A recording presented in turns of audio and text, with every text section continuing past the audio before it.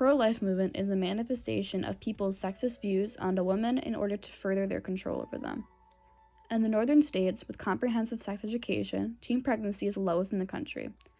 All 6 New England states have attainable women's health clinics that are subsidized by the government in order to ensure accessibility. Abortion is unelaborately a woman's right to her body and health. Without it, it threatens the very morals the United States is based off of: safety and security. Abortion is one of the most controversial topics in the world and is a key part of healthcare and women's health worldwide. Abortion remains legal due to the federal justification, Roe v. Wade, in 1973. Before its national legalization, women would receive abortions in hazardous and life-threatening ways. While the details will be spared, many of these procedures risk the woman losing fertility permanently, hemorrhaging, and even death. Many arguments supporting the pro-life movement fail to recognize the consequences that removing the court justification will create.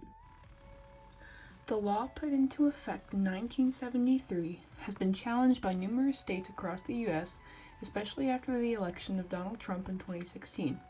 The election of pro-life officials in states like Alabama, Missouri, and Ohio make it more difficult than usual to provide for women's health care than it was at the height of abortion in the 70s and 80s. Many southern states have passed laws outlawing abortion after 6 weeks. However, in the same southern states, teen pregnancy is the highest in the country. Most of these states practice abstinence-only sex education, making the topic of sex seem more taboo to teenagers than it already seems in most of the country. The most common arguments against pro-choice opinions stem from religion, predominantly Christianity. A widely accepted viewpoint in the Christian faith is that life begins at conception. Thus, abstinence is heavily encouraged, while sex before marriage is heavily discouraged, as sex is seen as something sacred between a man and a woman.